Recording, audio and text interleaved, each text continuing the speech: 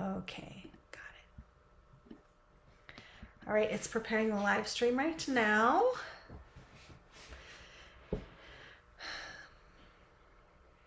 All right, okay, got it. Well, welcome everyone. Thanks for joining today. I'm Jillian Graber, Executive Director of Protect PT, and we are here with some folks today talking about what's in the water, fracking in the Ohio River Basin.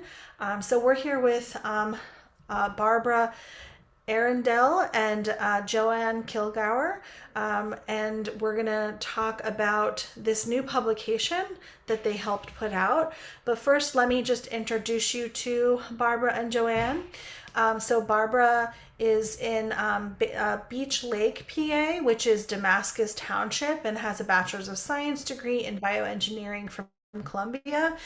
She's a lifelong has a lifelong interest in sustainable and renewable energy sources, the environmental effects on human activities, and she's a founding member of Damascus Citizens for Sustainability.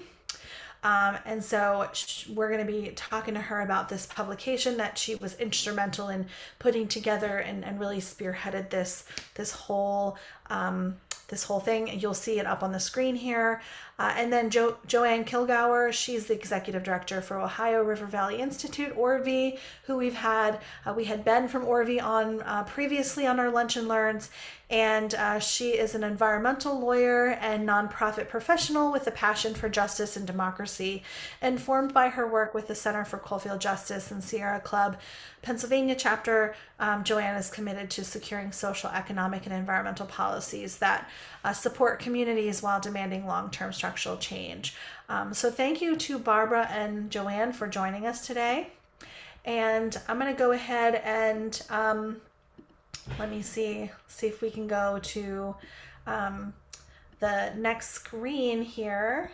I'm not sure why it's not allowing me to see both screens. So let's talk a little bit about this this publication. And here we go. I got it. All right. So Mary, did we go to the next screen? Thank you. All right, so we're going to play a video for you real quick.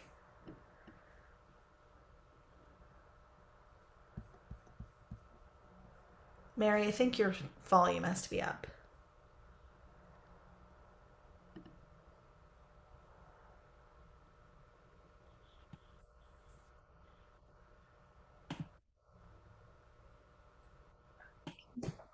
I'm going to start it at the beginning again. Yeah. I think you'll need to unmute yourself. I'm sorry, Mary.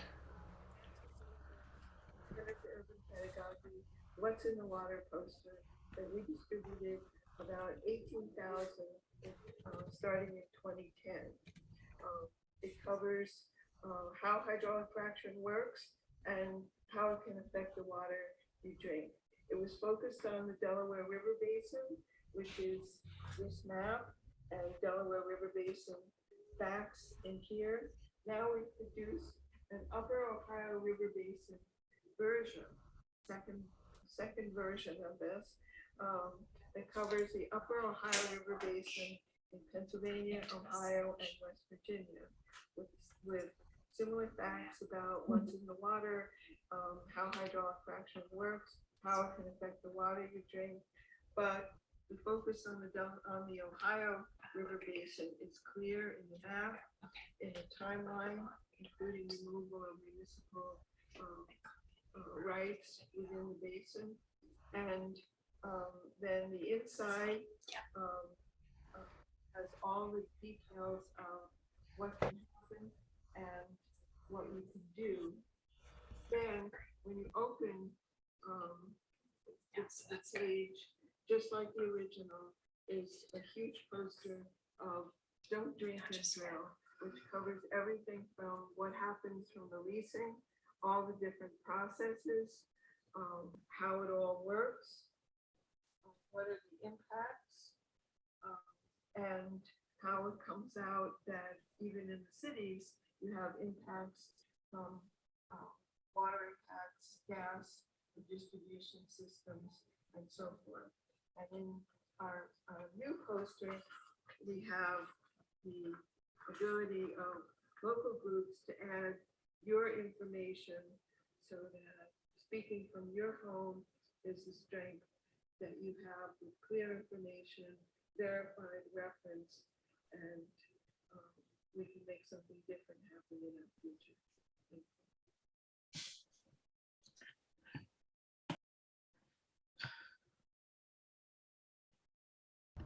So I know that was a little hard to hear, I think because of the sound, it being a video. And we are using Zoom today. Normally we would have another program where we'd be able to hear that a little better, but so let's move on to the next screen. And so Barbara, I know that you've been working on this for several months, perhaps several years. Tell me a little bit about what it was like to put this together, and I know this is like the second version. I don't know if people can see it here. I have my background on, but this is the second version of this that came out. So tell us a little bit about what it was like to put this together, Barbara. Well, our first version of it was focused on the Delaware River Basin. And it has lots of information, maps, et cetera, dealing with the Delaware River Basin, which is like the eastern third of Pennsylvania. Then there's the Susquehanna River Basin, and then the final third of Pennsylvania is the Ohio River Basin going down to Ohio, West Virginia, and that's the focus of the current poster we're looking at now. We have one other on frack sand. I don't know if this is the way to do it, but that came out in 2015, which is when that picture of me was taken. So the gray hair is a little grayer, and thanks to the COVID stuff, it's a little longer. No haircuts, but we started working on this poster in the upper Ohio River Basin about 3 years ago, and found it quite a difficult process to get all the information together. But we took out all of the information in the poster that dealt with the Delaware River Basin. The original poster was done with the Center for Urban Pedagogy, and the graphics by a graphics team called Papercut. DCS has a joint copyright on the whole project, so we were able to do a second version right here, dealing with your area. And all of the information in here deals with the Ohio River Basin. And that video explains some of the differences. So the original poster came out in 2010, and we distributed, I'd say, about 18,000 of them in the Delaware River Basin, which includes water to New York City, all through Pennsylvania, all over New York State, and way beyond to Western states, to including Western PA. I used to tuck a sheet in here saying, how does this poster relate to your area? And it became more and more obvious that we needed one for Western PA in the Ohio Basin. Both because of the amount of drilling and the amount of local interest in figuring out what are we involved in, what can we do, and what are the impacts. So, the population size and the population involvement, and we got it together. So we've had a whole lot printed, and there's a whole lot now out in Western PA or arriving there shortly via Joanne, taking her car truck out. And the idea is to give people the ability to both know what is involved and what they can do.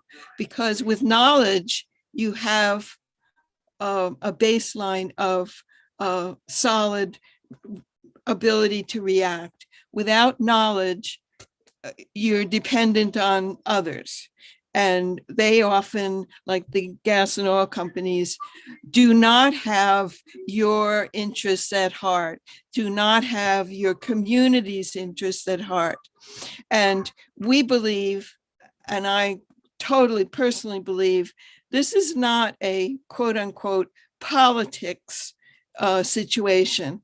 It's a matter of health, public health, environmental health, personal health.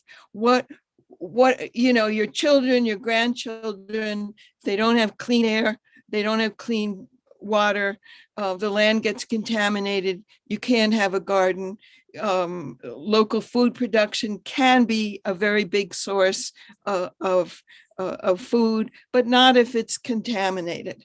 And the fact that the industry has exemptions to 7 major laws, protective federal laws, Clean Air Act, Clean Water Act, the Safe Drinking Water Act, the Community Right to Know Act, the Superfund law, and there's 2 more. Plus there's exemptions for workers. And that's some of the things we itemize in here. There's a timeline on that second page across from the map that gives you even details like when Ohio lost its ability to have local control. And that's a big deal. So there's lots in here. It's the kind of thing that takes you a long time to absorb this information. I always tell people one thing, though, you have to remember about this poster is do not open it while driving, because it gets bigger and it gets bigger. So, you're dealing with a large thing, and then you've got the other side. So this is no small piece of material. This is a lot of information. So you take it home and you look at it and you keep it out. And we will have a reference document on our website by the end of August specifically for this poster that gives a reference for every single fact on this poster. So that's not quite done, but we're getting there, and it will be up in August. That's great, Barbara. So I undid my virtual background. I'm in another office today, so I've got the printer behind me and our mailing station. And actually, so Joanne is going to bring some of these to us, and we're going to help distribute them. So if grassroots organizations from around the Ohio River Valley need some of these, you can contact us here at Protect BT. You can contact Joanne, and there's a couple other organizations. Barbara, you talked about this, using this as an advocacy tool. So pictured here is somebody, your tent here, and so people can use this as an educational tool, right? So you have inside, not only do you have the timeline, which you talked about, but I really like how you broke down the not safe and not cheap here for the 2 headings. So it talks about the health impacts, the impacts to the food chain, impacts to workers and injuries to workers, also not clean. So you're talking about water contamination, wastewater, and not cheap, economic impacts, climate change impacts, water depletion. So it really seems like you did a very thorough job of researching this and helping people have a reference that will they can use in their tabling and outreach. So tell me a little bit about, was that your intent when you made this? And what are, what should folks know that want one of these? Like what should they know, or how can they get it? Well, it was absolutely our intent.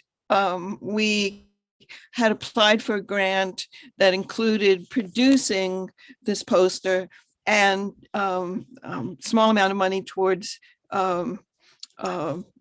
actually printing it. And we got other money. We wound up both distributing the initial amount via the Center for Urban Pedagogy, and then we did a reprint, a 10,000 run reprint of the Delaware Basin version. And there, I think we have about, I don't know, I think there's a box and a half left. So there's like about 200-300 left of 18,000.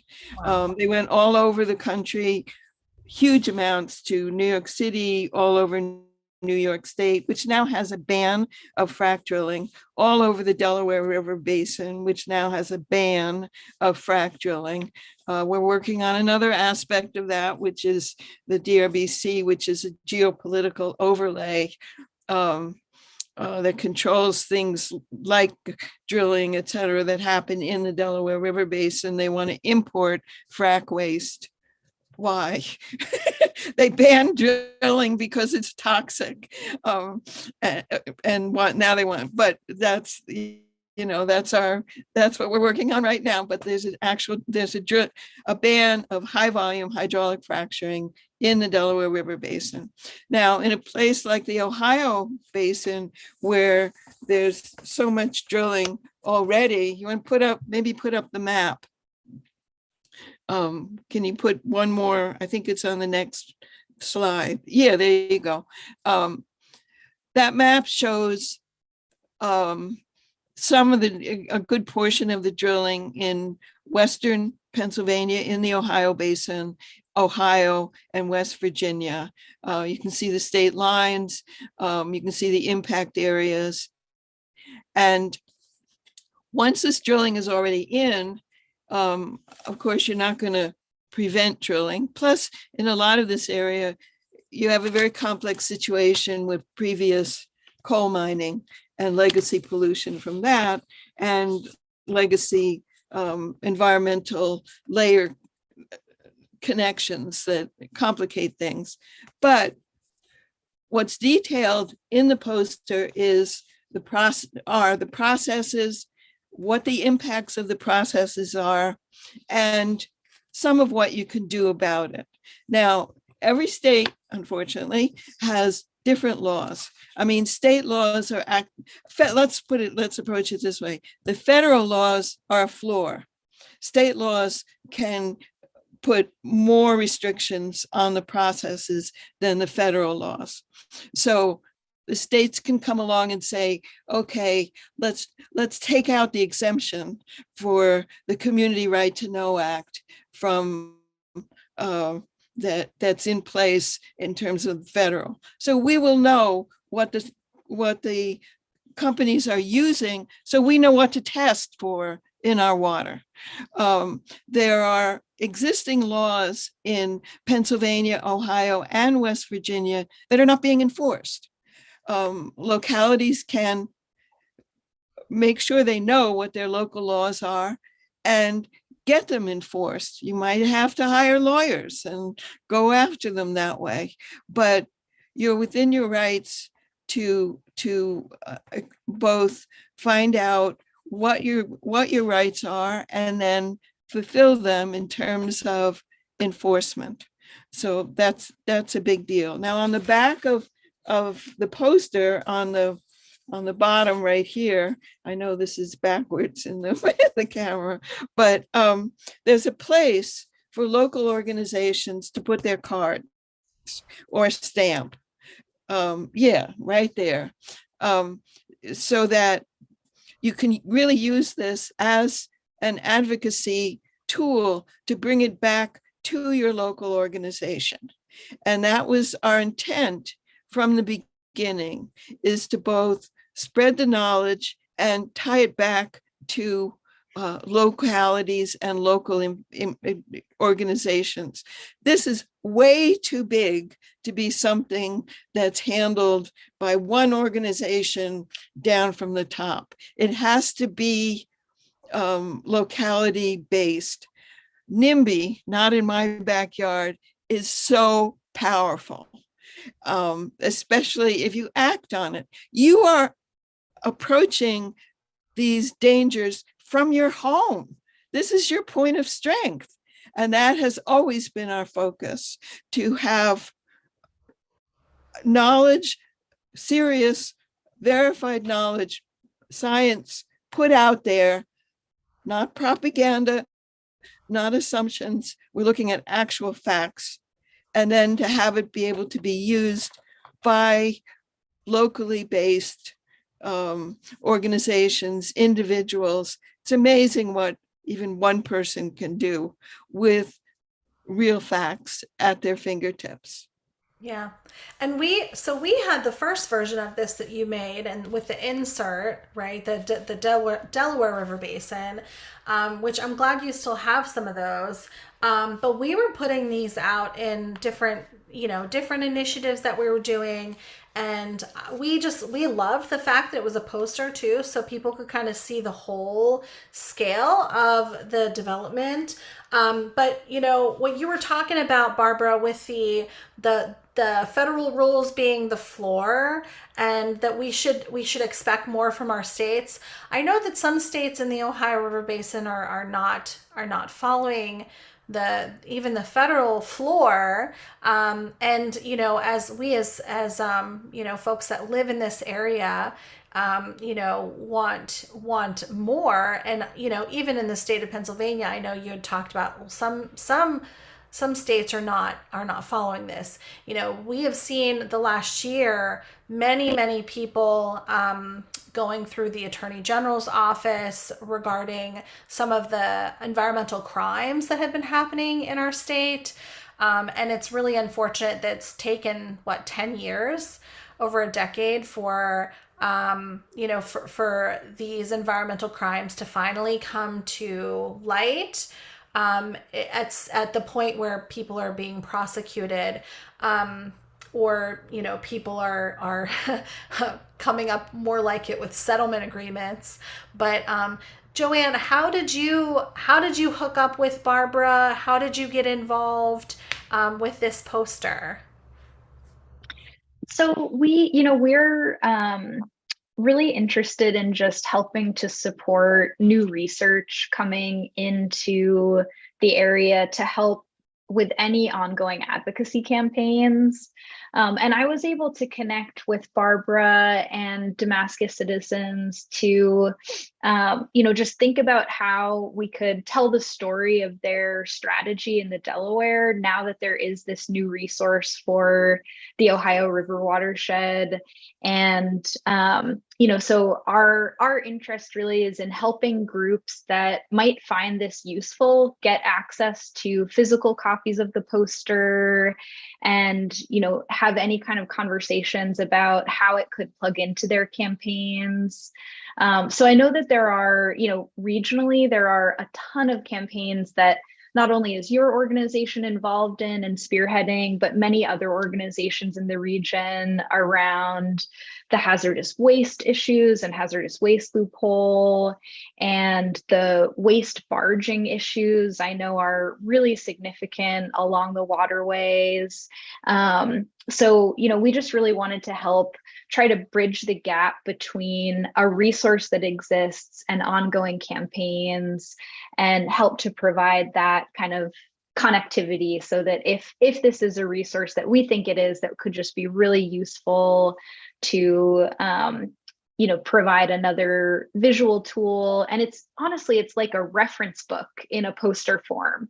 There's just so much included, that it's even for all reading levels, the ability to process the information visually and also have the in-depth analysis.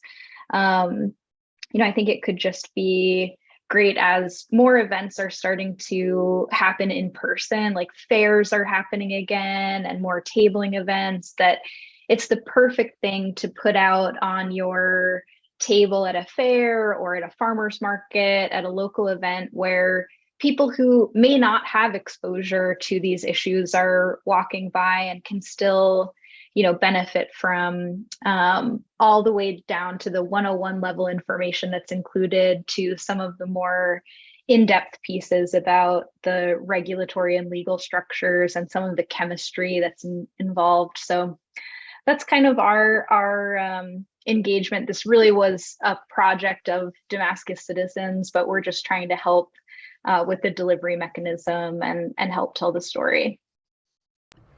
I think that's really important to have that local distribution, because even when you have like settlements from the companies for damages, they often include what are called non-disclosure agreements. In other words, they make people sign papers, legal papers, saying they won't talk about it. In other words, essentially selling their ability to speak about what is a public health damage and damage to the community that is then hidden. So this is having the information is key, and having it locally is key. I mean, we've had people who are totally rabidly pro drilling see these posters, and like there was this one couple in our office looking at a map of what areas were leased and what weren't, and I said, well, would you like copies of this poster that'll tell you about the issues? And he says no, and she says no, but reaches out and takes a poster and tucks it under her arm. And they left with it. And this is typical. They are totally irresistible. Slightly, there's a little bit of silliness in the cartoony aspect of it. The information is so real and on point, and it is a very dangerous set of circumstances that people find themselves in. So hopefully this will help. And that's our goal, is to help the communities.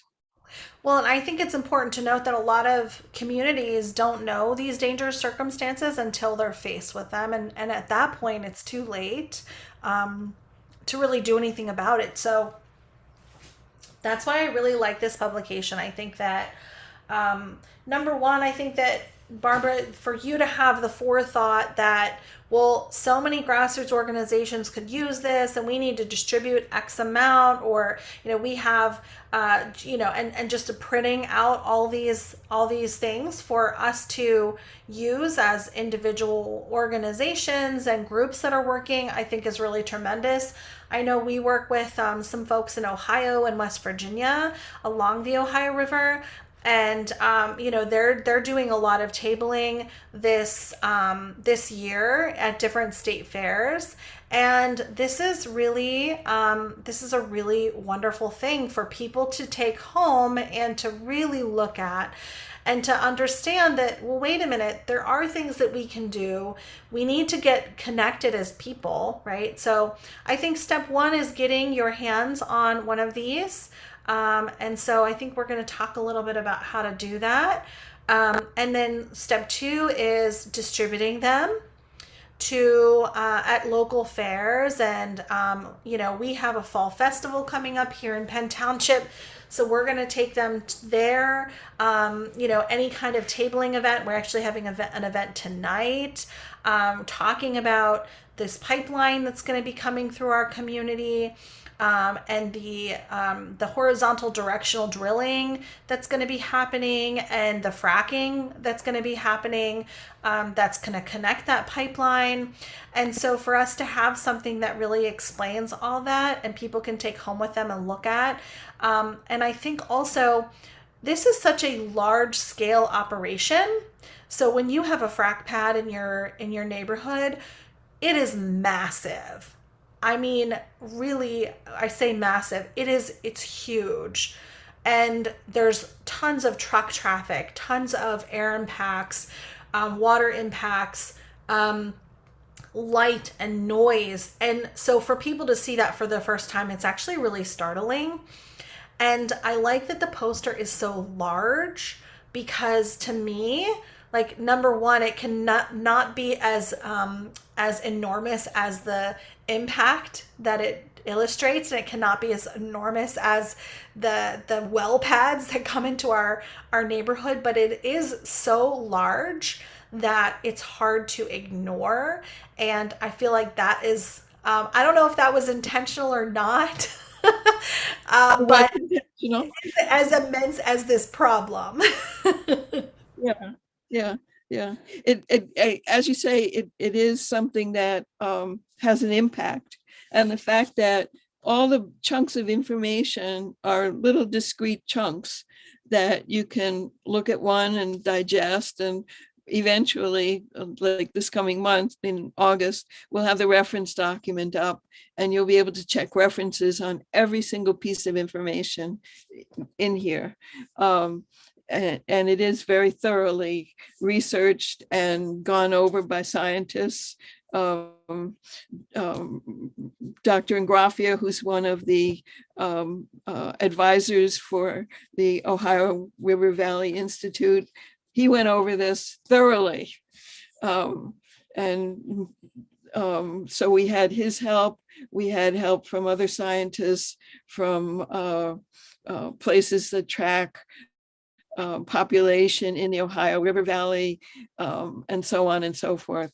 Was one of the reasons. And Frack Tracker was very helpful, especially Ted Ock with the map and a lot of the drilling numbers, details, and so forth. You know, they're definitely incredible reference.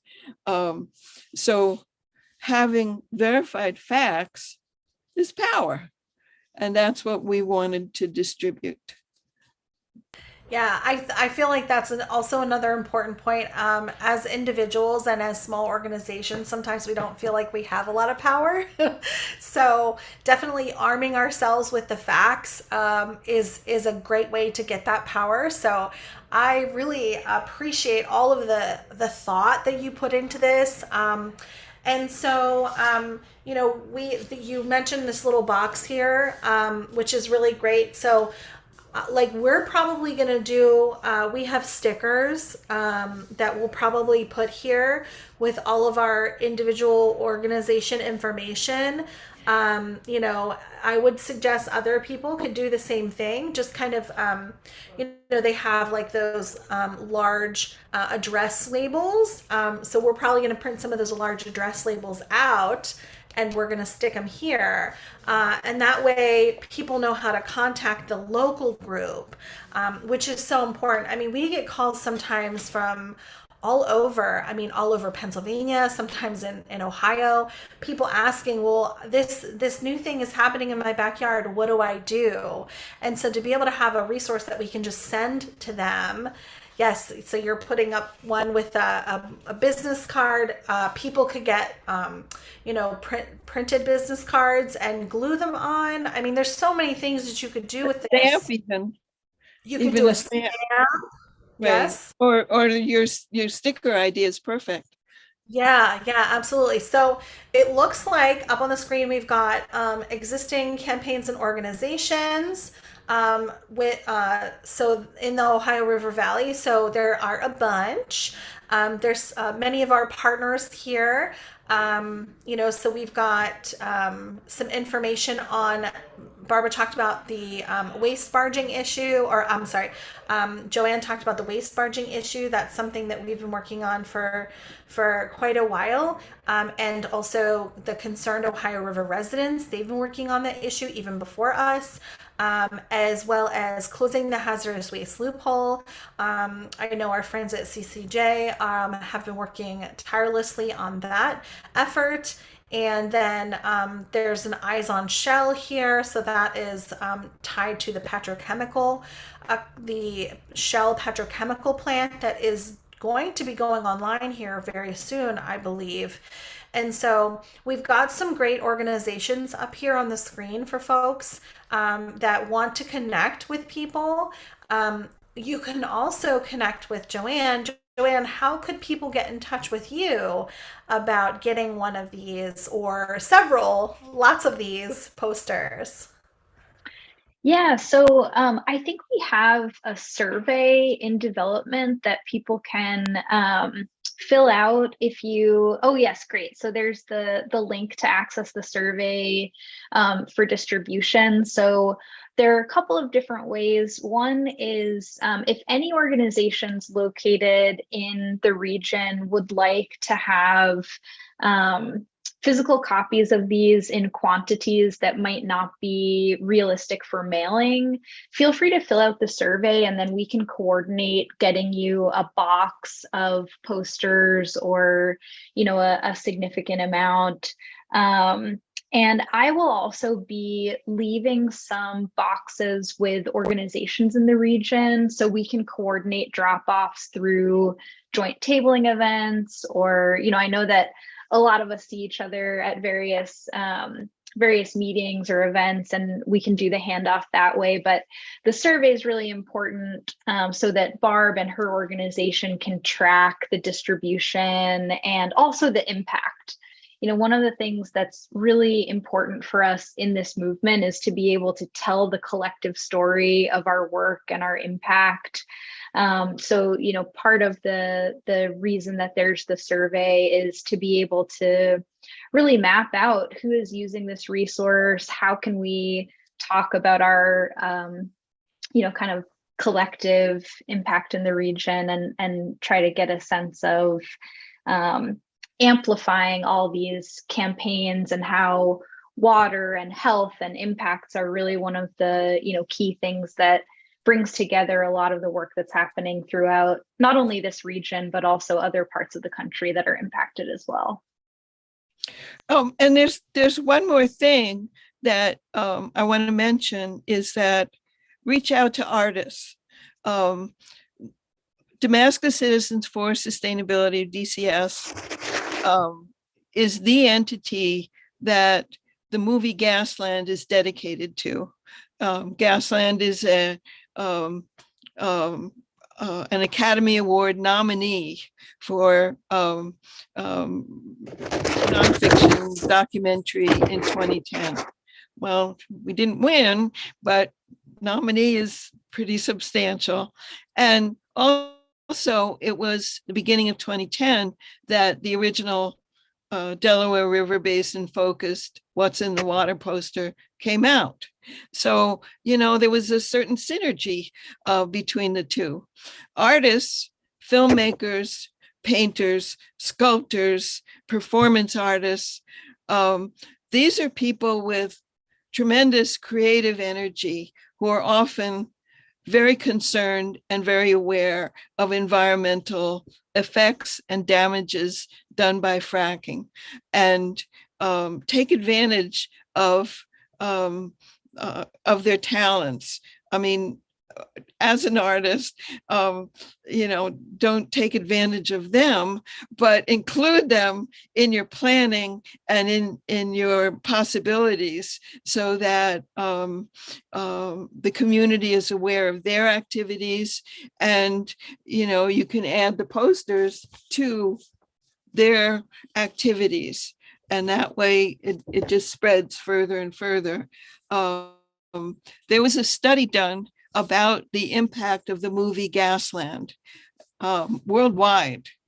And worldwide, that movie changed the view of hydraulic fracturing to see its damaging capabilities. And the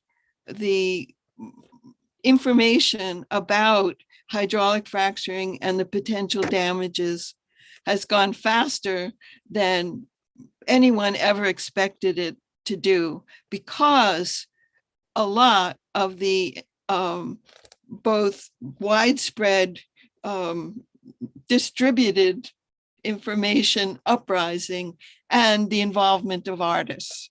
So include them. I love that, Barbara. And actually, that it's so funny that you said that, because this past weekend we had an art event with an artist that did the artwork, one of the artists that did the artwork for our t-shirts. And so if anybody's interested, I'm sure Mary can pop the link in the chat in the YouTube live. And then, also if people have questions for Barbara or Joanne, you can go ahead and pop that in the YouTube live chat. But we had, so they're called the Waterways Artists, also surrounded by water. And they have this beautiful tapestry that's actually now up in our office all through the month of August. And we have a bunch of the artwork actually on display right now in our office, which is just adding so much, levity, I think, to our work. Seeing these beautiful inspirational art pieces that Meg Limmer did. We had an art event on Saturday with her.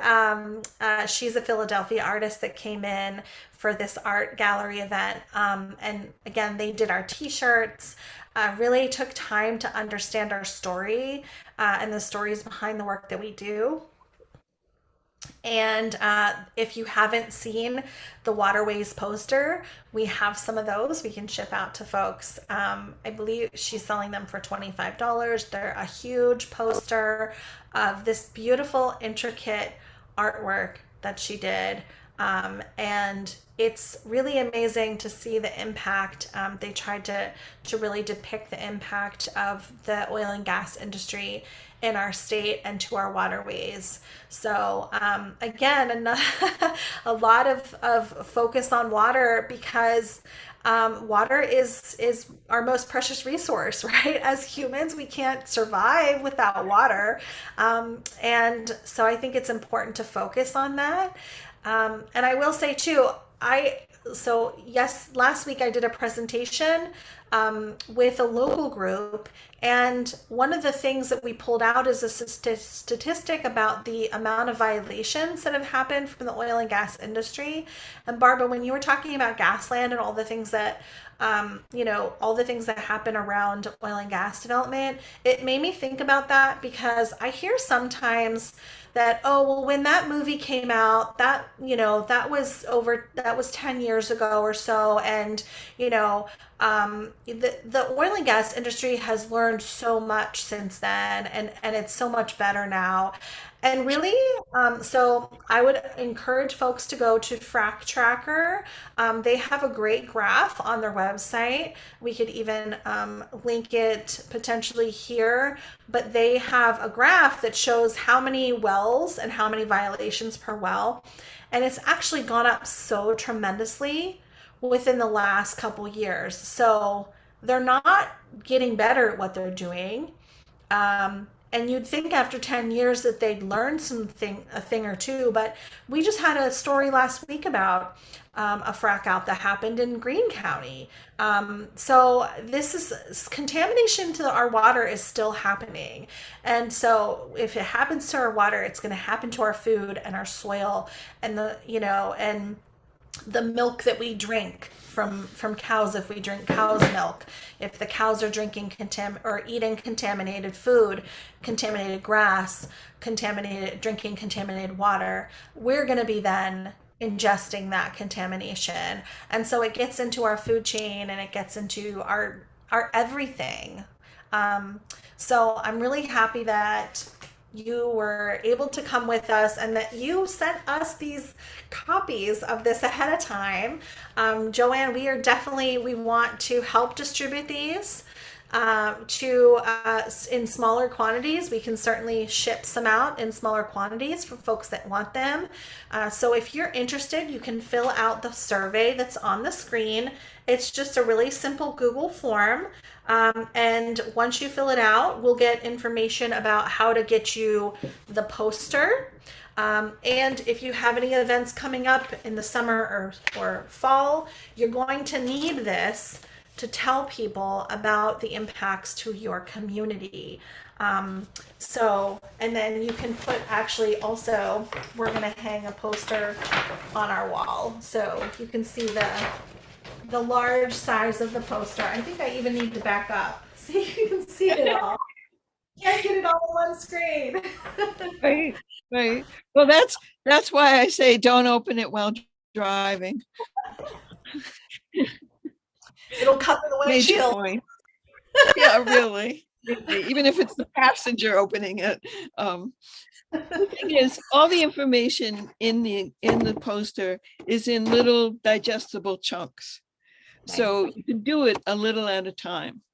It isn't it's kind of a narrative, but it's got a tremendous amount of pieces to it, so you can digest it a little at a time.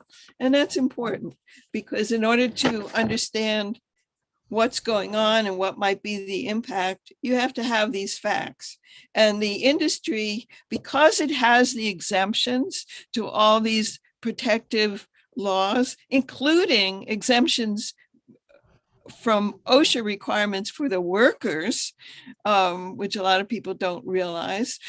The oil and gas industry got an exemption by saying we should have our own, it's so detailed, there should be separate for oil and gas workers, and then it was never done. So essentially they engineered another exemption from OSHA rules. That's why they can make the truck drivers drive huge hours. That's why there's multiple times accidents above any other industry of the trucks, because the drivers are exhausted and the workers are made to work without protective gear and so on and so forth. I mean, the neighbors don't have any protection, but that's, OSHA is about the workers. So if you know these things and you know it's coming to your area, you can do as much as you can to get enforcement of existing laws. This is very important. And also, if someone is faced with a settlement, to understand what a non-disclosure agreement means. They are buying your silence. You cannot, and is that legal? Personally, I don't think so. But this is what happens. That's why a lot in Western PA, you do not hear about the areas where there has been contamination. And this is a big problem. This whole set of difficulties with hydraulic fracturing, by the way, including an exponential decline curve, which means they have to keep drilling and drilling and more drilling and more drilling, means that a lot of public health damage is hidden. And this has to be revealed. The only way it's revealed is by getting out the real information, not the gas and oil industry propaganda. Nothing has changed. We started working in 2008. Nothing has changed in terms of how they do things and so on. The PADEP is a co-opted agency. The best agents have left out of just frustration, exhaustion. A lot of them I'm sure there's ones that are left that are intending to do good things by the community, but it's not happening. It's just not happening. Plus, the agency is funded by payments from the oil and gas industry. Now, is this going to work out for the communities? I don't think so, and it certainly hasn't. So we need to push for an independent DEP to actually be environmentally protective. We need to make sure that people know the facts of what's involved in hydraulic fracturing and what the laws are in their area. What can they do? Well, and I think part of that, Barbara, is also educating our legislature, educating our elected officials, because yes, really to make this change, to close the loophole and make these changes that really they need to be made, or we're not going to have any more clean water to drink. we need our elected officials to start doing their job and protect the people that they are supposed to serve, and not serve themselves or the oil and gas industry. So I'm right there with you, and I think that every elected official should get one of these publications as well. And so I would encourage Very everybody. important. Wait, I'm going to interrupt you. Very Go ahead. important. Their staff, educate their staff. It's often much easier to get appointments with the staff, and they are the ones who interpret things to the legislator. So don't think it's a bad thing to just get an appointment with the staff. It's a good thing. And then go back and go back and go back and make sure they understand. But go for the staff and then the legislator. Yeah. Thank you for that, Barbara.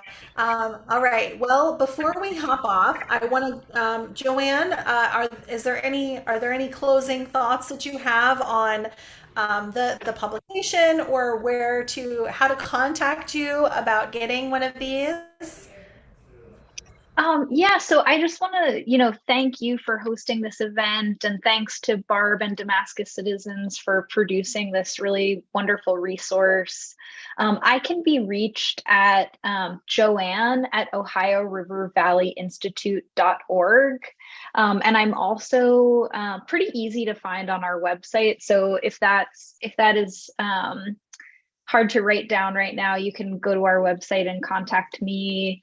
And then also just, filling out the survey, the bit.ly link that was posted would be a great way to make sure that you can have access to physical copies of this. Yeah. And we're going to put a page on our website with access to the bit.ly link so other organizations can find it really easily. Just to mention, Orvie does such amazing work. They have lots of different blogs and publications that we've actually talked about previously, that definitely go to their website and check out some of the information that they have there, because just the job that you guys do is tremendous.